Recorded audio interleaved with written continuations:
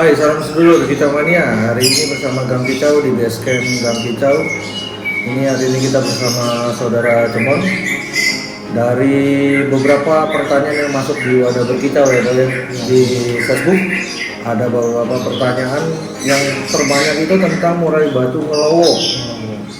Gimana tuh maksudnya Pak, murai batu yang ngelowo tuh? Kalau istilah Kicau Mania itu murai batu ngelowo nge-Batman gitu. Batman. Tentang hurufnya tuh kayak apa? Percaya. Ya seperti lambang Batman gitu lah. Kalau bisa Batman. Tapi bukan penyakit itu ya, cuma tingkah laku. Itu penyakit. Oke. Murai batu ngelowo itu ada dua indikasi penyakitnya. Bisa dia oper birahi, bisa dia oper emosi. Oke. Yang saya mau bahas dulu itu murai batu ngelowo yang oper birahi. Ya, oper birahi. Gimana tuh cara identifikasi murai batu yang kita ngebedain antara birahi dan emosi? Birahi dulu gimana tuh identifikasinya? Murai batu yang ngelowo yang oper birahi, dia mau ngelowo karena birahi dia itu yang berlebihan.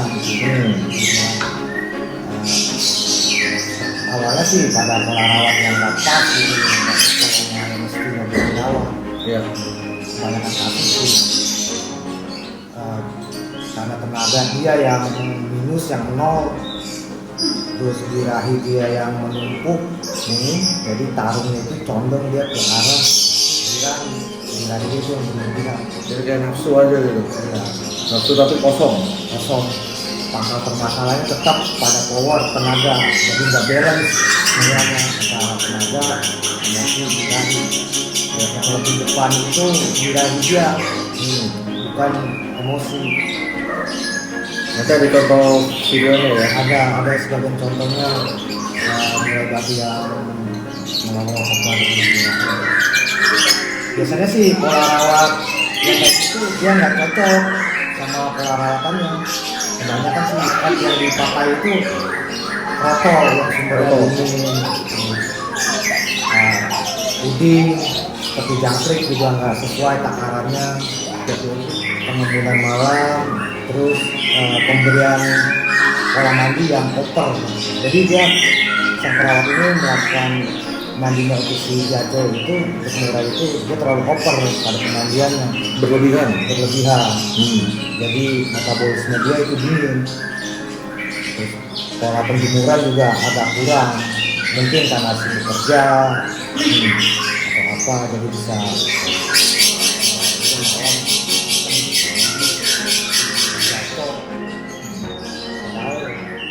dia nggak tahu bahwa hasilnya itu negatif nanti di jantangan.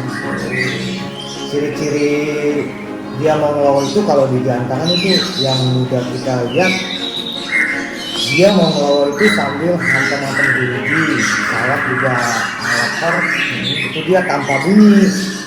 Jadi cuman gaya aja Dia tanpa bunyi. Sekalinya bunyi juga dia ngukluk halaman murai aja gitu, nggak materi yang dia keluarin, sambil sibuk ngelowo, sambil ngejack, ngelantai lah, pokoknya tingkahnya buruk lah. Itu ciri-ciri yang bisa dilihat di jantangan.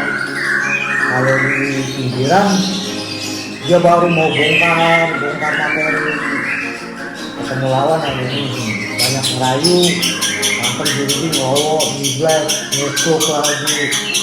Itu ciri-ciri yang bisa kita lihat di jantangan gitu. Nah itu gimana cara ngatasinnya? Dengan pola rawatnya seperti apa tuh untuk kita ngatasin? Kalau pola rawatnya bisa kita uber emosi dia. Pola mandi kita bisa pangkas, bisa seminggu sekali. Dan tadinya pengembunan malam atau pagi bisa di stop sementara dulu. Penjemuran rutin minimal 1 jam. Terus tadi pakai puding kroto bisa dihilangkan dulu kroto.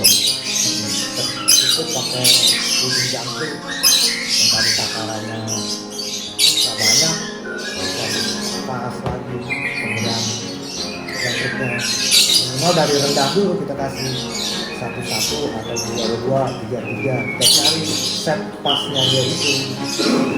Pola penjemuran dia itu serius. Tadi yang biasanya dia di rumah suka nusuk, ngerilik, ngembang dulu. Indikasi membaiknya tuh yang bisa kita lihat sedikit baiknya itu dia responsif, langsung minta isian, bongkar. Salah satu indikasi membaik yang bisa kita lihat di rumah ya. Kalau dikatakan berarti yang tadi minus-minusnya akan berkurang. Ini tuh proses, sebagai perawat tuh proses, nggak langsung instan kita rawat. Seminggu, 2 minggu kita gantang jedur.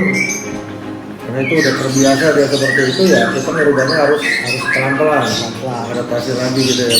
Proses nggak mudah seperti balik. Kalau mudah ya juri juga mau gantang gini. Wah, nah itu untuk yang over birahi. Yang satu lagi tadi over emosi. Itu identifikasi kalau over emosi dibanding over birahi gimana tuh bro? Ciri yang bisa kita lihat di gantangan itu sama tingkatnya, dia ngelola juga, hantam diri juga, ngelantai juga. Cuma yang dia ngebedain itu vokalnya dia. Tadi yang over birahi dia cuma halaman murai ya dia.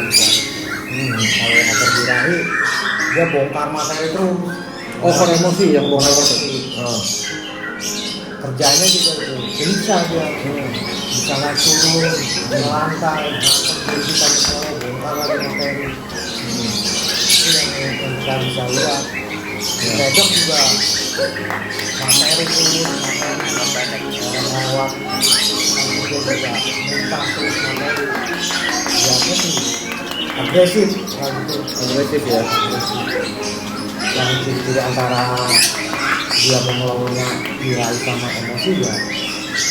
Dengan materi isian yang dikeluarin sama agresif terhadap orang sama musuh juga, mudah kepancing. Sebelahnya mainnya nggak rapi, dia terpancing gua hantem dulu, bongkar lagi materi, lagi. Itu yang bikin over-emosi yang bisa kita lihat di jantan gitu. Yang paling bagus sebenarnya kalau burung menegakkan bagus itu kalau dia nagem. Kalau nggak mesti nagem sih, kebanyakan kan burung itu ada yang geser, tapi jangan sampai hantem jeruji aja gitu ya. Jeruji itu kan penilaian di diri kan berkurang. Nah kalau untuk yang over emosi, gimana cara rawatnya? Apa ada yang salahnya gimana itu? Biasanya sih salah dalam cara rawatnya itu nggak pas, nggak sesuai gitu sama penjemuran dia yang rutin. Padahal dia juga modal dia itu udah emosi. Sedangkan dari pola penjemuran itu kan untuk meningkatkan atau mendongkrak emosi yaitu si burung. Jadi kalau over birahi malah kurang jemur, tapi kalau over emosi berlebihan over di penjemuran. Ya logikanya kalau kita sering berjemur aja gampang fungsi juga kita marah. Iya benar masalahnya itu ya. Iya. Jadi yang kayak gitu sekarang penjemurannya malah harus kita pangkas dia yang tadinya rutin sejam bisa kita pangkas, bisa 15 menit, bisa 10 menit atau 5 menit, hanya cukup menghangatkan aja. Itu kembali lagi pada perawatnya masing-masing harus mengenali set pola jemurnya dia itu. Ada yang seminggu sekali bisa dijemur, ada yang seminggu 2 kali, 15 menit, 10 menit. Biasanya lagi tuh kurangnya pada mandi itu kurang. Mungkin karena kita sebagai pekerja sibuk, sudah lelah mau ngurus burung, nggak bisa buat jemur. Lupa pola mandi itu bisa kita tambah, seminggu bisa 2 kali, seminggu bisa 3 kali. Pokoknya sebagai perawat tuh harus jeli gimana cari set mandinya itu yang pas. Bisa malam, pola mandinya juga jangan terlalu over pemberian, Ya. pola pemberian terlalu over lah untuk memberikan mandinya. Bisa seminggu 2 kali pagi. Nah itu juga cukup diangin-anginin aja, nggak perlu lanjut dijemur. Karena dia memang udah berlebihan ya. Emosi dia udah berlebihan, jadi modal dia itu emang emosi. Jadi sebagai perawat itu bagaimana cara merawat dia itu untuk meredam emosi dia di rumah gitu. Jauhnya dari burung-burung di sekitar, cukup sendiri lah.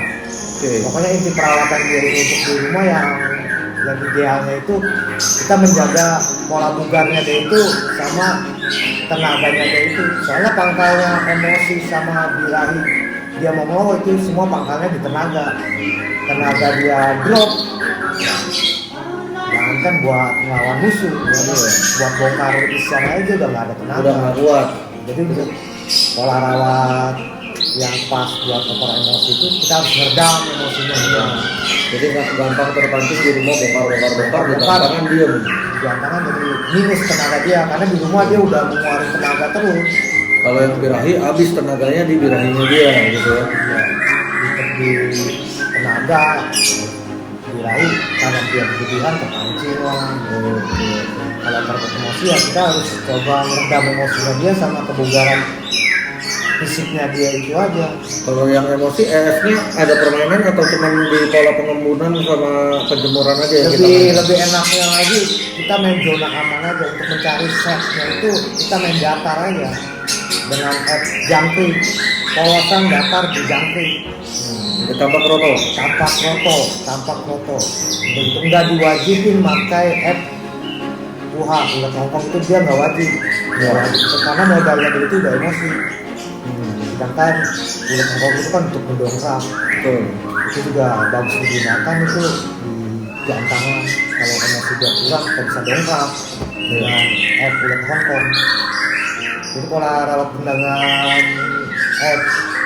Nah itu kita main datar aja dulu. Datar untuk mencari setnya dia itu kita harus datar. Kita pakai polosan aja dulu jangkrik.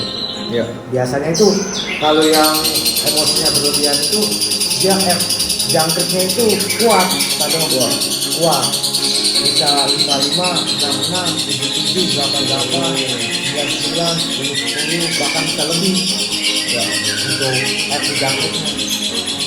Untuk roto coba jangan dipakai dulu. Rotonya jangan ya. Karena penglihatan saya, sepengalaman saya itu kalau dia roto untuk meningkatkan birahi sumbernya juga dingin. Kalau nggak pas takaran atau pemberian dia itu berlebihan dia over emosinya. Bisa dilihat itu dia kerja mangap ngos-ngosan hantem juruji, bongkar materi, pokoknya kerjanya itu nggak nyaman. Udah kepancing sambil mangap ngos-ngosan hantem juruji. Agak bahaya burung kayak gini berarti nggak bisa main bersesi-sesi dong ya? Iya, karena habis itu ya. Cocoknya sih idealnya seminggu sekali, 2 minggu sekali itu dia bisa main jantan. Nah itu juga ada pertanyaan tuh, beberapa pertanyaan sebenarnya untuk kicau, terutama murai, itu yang paling bagus tuh berapa minggu sekali kita gantang? Nah ini kesalahan dari kicau mania, kadang itu bisa 2 kali digeber. Nah, bisa idealnya sih seminggu sekali atau bagusnya banget sih 2 minggu sekali. 2 minggu sekali ya. Biasa main di hari, anggaplah hari Minggu. Main seminggu sekali ketemu hari Minggu lagi, itu bagus. Jadi pola rawatnya itu global, berputar dan nggak ada setengah-setengah lah, tiba-tiba udah hajar lagi gitu ya. kalau seminggu 2 kali, Rabu hajar, gampang, minggunya hajar lagi. Jadi pola rawatnya itu nggak global. Waktunya dia seminggu itu istirahat, jadi berkurang. Rabu anggaplah dia main jantan, terus Minggu cuma jarak beberapa hari. Rabu, Kamis, Jumat, Sabtu, Minggu cuma 5 hari dia udah jantan lagi. Kebanyakan perpon kayak burung kayak gitu nggak bertahan lama Pak Dok. Jadi lagi bagus 5 bulan atau 4 bulan bermasalah. Ya anggaplah kita ngomong bisa. Terus mudah nabung gitu. Jadi fase nabungnya itu nggak nggak normal. Dulu itu kan normalnya setahun sekali, Betul. kadang baru mabung 4 bulan jantan ketemu mabung lagi. Terlalu cepat berarti ya. Cepat gitu. Ya bagusnya sih untuk jantangan itu seminggu sekali, jadi rawatan dia itu datar, ketemu lagi. Kalau rawatan dia istirahat juga cukup buat dia ya gitu. Soalnya banyak perilaku seperti ini kan kita jumpai biasa yang main lovebird yang seminggu bisa berkali-kali pindah ke kicau dipikir sama gitu ya, tapi ternyata beda ya. Beda. Untuk kicau lainnya juga sama kan, berarti harus dijeda. Kalau saya kan selama ini main murai sama kacer, ya saya sih tahunya itu. Kalau tentang pucak hijau atau yang lain saya awam, jadi saya bahas ya murai. Saya mainnya di murai gitu. Jadi mulai hari ini kita udah bahas murai batu lowo ya, kita mania. Jadi dibagi dua ya tadi, over emosi sama over birahi. Itu bedanya antara cara-caranya tadi udah dibahas, bagaimana cara ngatasinnya juga ya. Ada tambahan apa nih bro untuk kita mania khususnya murai batu sama kaca? Fokus sih di murai batu ya, kan kita main di murai batu. Pesannya sih untuk kita main itu